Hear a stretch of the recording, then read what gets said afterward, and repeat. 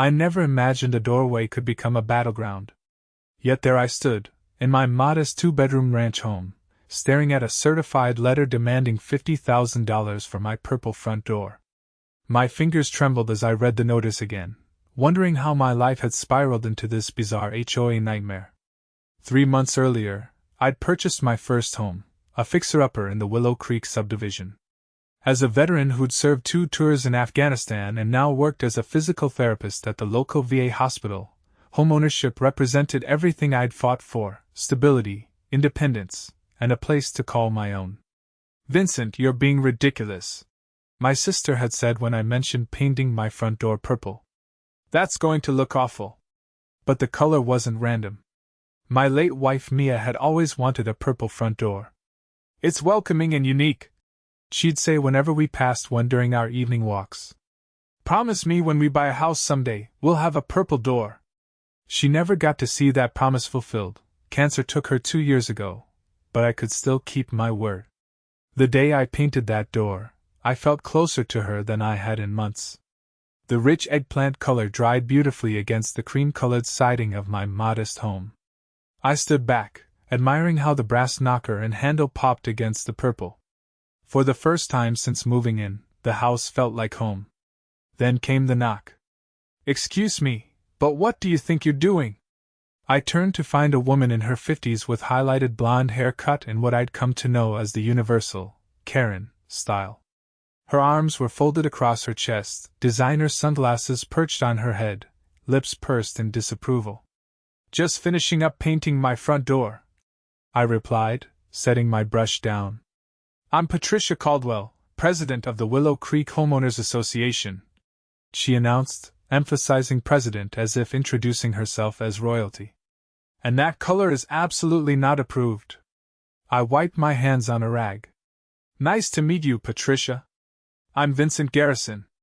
I wasn't aware I needed approval for a door color." Her eyebrows shot up. "You didn't read your HOA covenant? All exterior modifications require written approval from the board. That's basic knowledge for any homeowner in Willow Creek." Truth be told, I had skimmed the covenant. My real estate agent had assured me this was a relaxed HOA that mainly focused on keeping lawns mowed and trash cans out of sight. Nothing about door colors had been mentioned. "I'll look into it," I promised, hoping to end the conversation. Patricia's perfectly lined eyes narrowed. "See that you do. The bylaws are very clear. Exterior colors must be neutral. That," she pointed at my door with a manicured finger, "is not neutral." As she walked away, I had a sinking feeling that my purple door might be more trouble than I anticipated. But I wasn't about to repaint it. Not yet, anyway. That evening, I dug through my closing paperwork until I found the HOA covenant, 38 pages of densely worded rules and regulations. I read it carefully, twice, highlighting anything related to exterior home appearance. There was indeed a section about paint colors, but it only specified that siding and trim must be maintained in neutral tones approved by the board. Not a single mention of doors. The next morning, I left for work feeling confident. If questioned again, I could point out the absence of door-specific restrictions. Little did I know, Patricia Caldwell was already mobilizing her forces. 3 days later, I found an official violation notice taped to my mailbox. Unauthorized exterior modification. Fine $100. Correction required within 7 days. I took a deep breath and dialed the HOA office number listed on the notice. "Willow Creek HOA, this is Patricia." Of course, she answered herself. "Hi Patricia, this is Vincent Garrison at 1435 Meadowlark Lane. I'm calling about this violation notice." "Yes, Mr. Garrison. Your door needs to be repainted immediately. The board has reviewed your violation and determined the appropriate fine." "I've read through the covenant," I said calmly. "There's nothing specifically prohibiting colored doors. It only mentions siding and trim needing to be neutral." The line went silent for a moment. Then, "The spirit of the rules clearly indicates that all exterior elements should maintain neighborhood aesthetics. Your door is disruptive to property values. But the actual written rules don't say that, I persisted. Mr. Garrison. Her voice hardened. I've been running this HOA for 15 years. I know what the rules mean. Paint your door an approved color by Friday, or the fine doubles. She hung up before I could respond. That Friday came and went. I didn't repaint my door. The following Monday, another notice appeared. Second violation, $200. Failure to comply will result in further penalties. I decided to take a different approach. That evening, I knocked on my neighbor's door. Frank was in his 70s and had lived in the neighborhood for decades. Hey Vincent. He greeted me warmly. How's the new house treating you? Good, except for some HOA issues. I painted my door purple and now Patricia Caldwell is after me. Frank rolled his eyes. That woman. She's been a nightmare since taking over the board. Used to be we had reasonable people running things. Now it's all about control. Has she always been this strict about the rules? Frank chuckled. Rules? Patricia makes them up as she goes. Her house has a red door, you know. I blinked. A red door? But she said all exterior colors have to be neutral. Go see for yourself. Corner of Willow and Oak Ridge. Big Tudor with the fancy landscaping. I thanked Frank and drove by Patricia's house on my way to work the next morning. Sure enough, her door was a glossy cranberry red, making a bold statement against her home's stone facade. The hypocrisy was infuriating, but it also gave me hope. If the HOA president herself had a non-neutral door, surely this was just a power play I could win with the right evidence. I took photos of Patricia's red door, then spent my lunch break driving around the neighborhood documenting other colored doors. A navy blue one on Pinecrest Drive, a forest green on Elmwood Court, even a bright yellow one just 2 streets over from mine. By the end of my impromptu survey, I'd counted 17 non-neutral doors in Willow Creek. Armed with my evidence, I wrote a polite but firm letter to the HOA board, requesting that my violation be dismissed based on inconsistent enforcement and the lack of specific prohibitions against colored doors in the covenant. 3 days later, I received a response that made my blood run cold. Dear Mr. Garrison, your appeal has been denied. Furthermore, your deliberate defiance of HOA directives constitutes a continuous violation.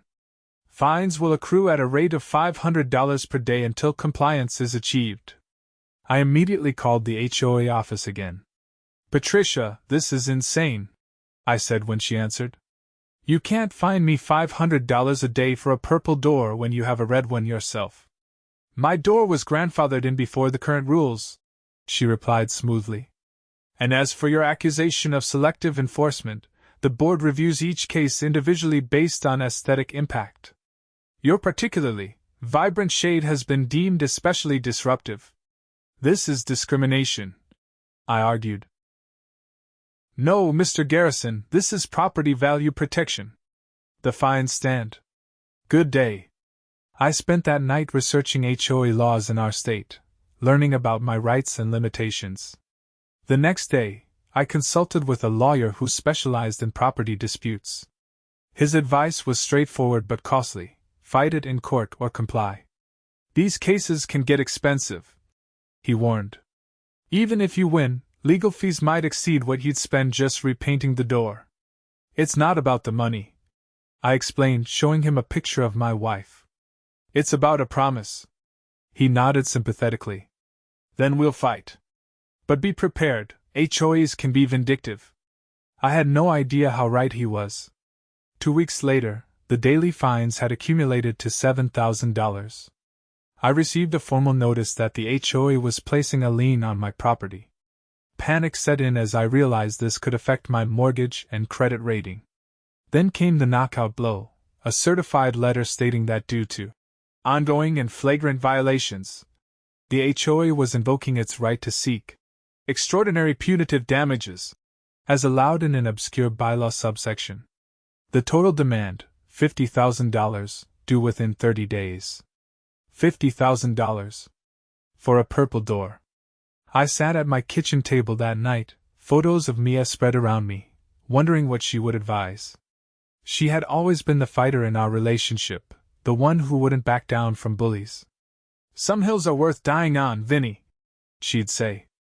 The next morning, I called my lawyer and told him we were going to court. The initial hearing was scheduled for 3 weeks later. During that time, Patricia Caldwell seemed to make it her personal mission to make my life miserable. Suddenly, my trash cans were being reported for being visible from the street, though I always kept them behind my fence. My grass was deemed too long, though I mowed it weekly. Anonymous complaints about excessive noise appeared in my mailbox, despite my quiet lifestyle. The day before our court date, I was outside checking my mailbox when a silver Mercedes pulled up alongside my house. Patricia rolled down her window. "Vincent, this has gone far enough," she said, her voice suddenly conciliatory. "I'm willing to reduce the fines to $5,000 if you repaint your door by tomorrow morning and drop this ridiculous lawsuit." I studied her face, noticing for the first time how tired she looked beneath her perfect makeup. "Why is my door so important to you, Patricia? There are 17 other non-neutral doors in this neighborhood." Something flickered in her eyes. "Because when people start thinking rules don't apply to them, everything falls apart. I've worked too hard maintaining standards in Willow Creek. Even when the rules don't actually exist?" I challenged. Her smile tightened. "The offer stands until 8 a.m. tomorrow.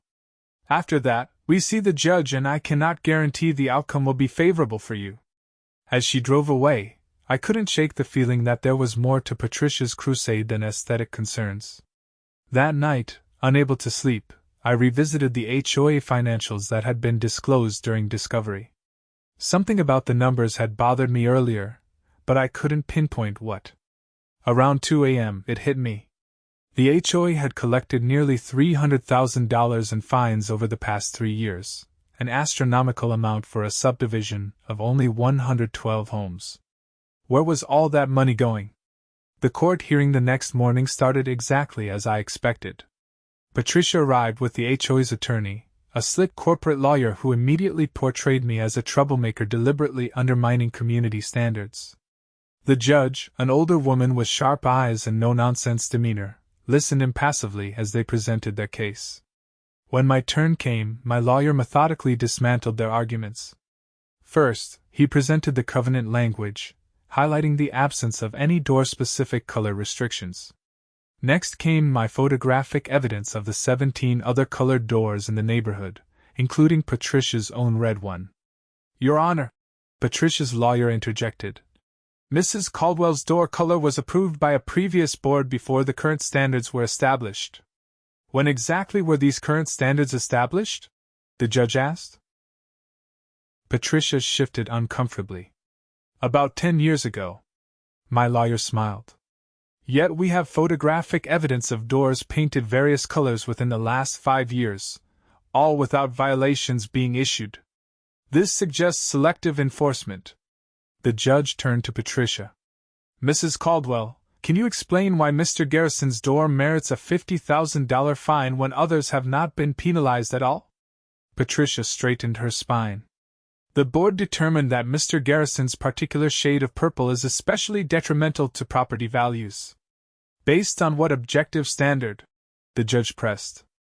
"Our collective expertise in real estate values," Patricia replied confidently. My lawyer seized the moment. "Your Honor, I'd like to present additional evidence regarding the HOA's financial practices." Patricia's face paled slightly as my lawyer distributed copies of the financial records I'd been studying. "As you can see," he explained, "the HOA has collected nearly $300,000 in fines over 3 years, yet their financial statements only account for approximately $120,000 of these funds being used for community improvements or expenses." The judge frowned. "Mrs. Caldwell, can you explain this discrepancy?" Patricia's lawyer jumped in. "Your Honor, these financial matters are not relevant to the covenant dispute before us today." "I disagree," the judge replied firmly. "If the plaintiff is alleging that fines are being levied arbitrarily and potentially for improper purposes, that goes directly to the legitimacy of the violation notices." Patricia whispered urgently to her lawyer, who looked increasingly uncomfortable. "Your Honor," I spoke up, addressing the court directly for the first time. "I believe Mrs. Caldwell has been using selective enforcement and manufactured violations to generate revenue that isn't being properly accounted for." The courtroom fell silent. "That's a serious accusation, Mr. Garrison," the judge said. "Do you have evidence to support it?" "Only the financial discrepancies and the pattern of targeting certain homeowners," I admitted. "But I believe a forensic audit would reveal more." Patricia suddenly stood. "This is outrageous. I've devoted years to maintaining our community standards. I will not sit here and be accused of Mrs. Caldwell." The judge interrupted sharply. "Please be seated." After reviewing the covenant documents once more, the judge removed her glasses and looked directly at me. "Mr. Garrison, would you mind explaining why this particular door color is so important to you?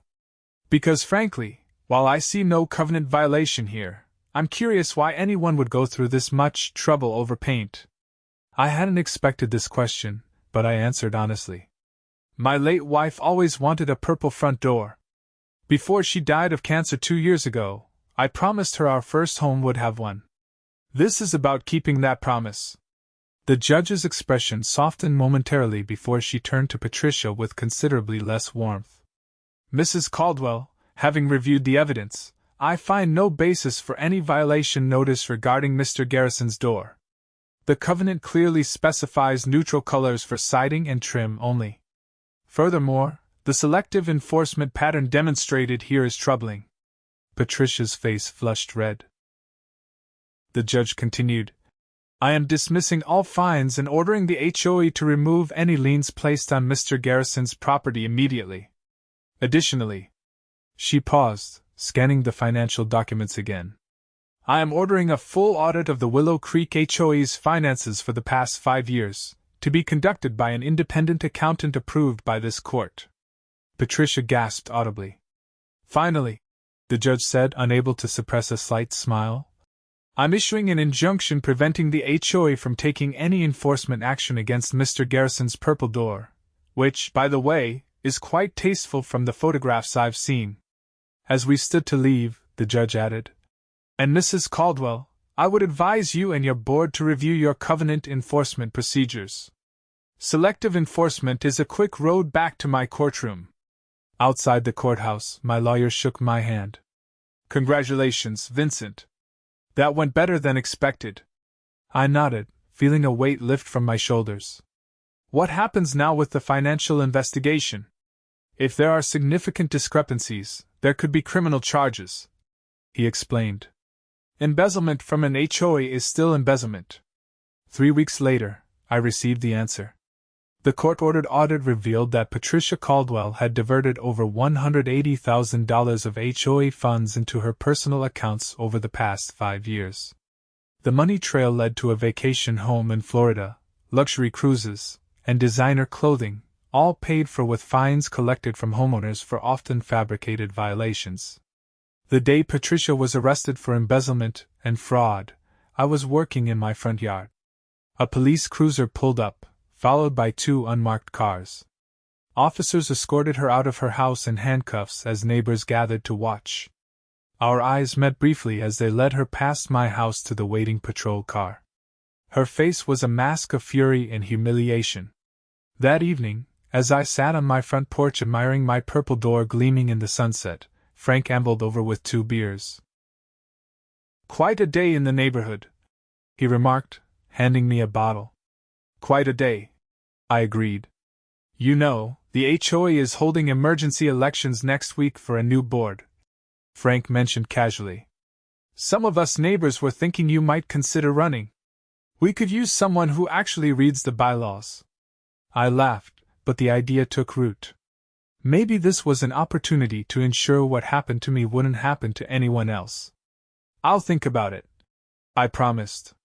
2 months later, I found myself chairing my first HOA meeting as the newly elected president. My first official act? Proposing a simplified covenant that clearly outlined what homeowners could and couldn't do, including an explicit allowance for front doors of any color, so long as they were well maintained. The measure passed unanimously. That night, I sat on my porch steps, beer in hand, admiring my purple door and the soft porch light. "We did it, Mia," I whispered to the stars above. "Promise kept." As for Patricia Caldwell, she eventually pleaded guilty to reduced charges of embezzlement and misappropriation of funds. She was sentenced to 18 months in prison and ordered to pay full restitution to the HOA. The last I heard, her red door had been repainted beige by the new owners who purchased her house at a foreclosure auction. Sometimes I drive by it and smile. It turns out some doors really do close forever, while others, like my purple one, open to unexpected new beginnings.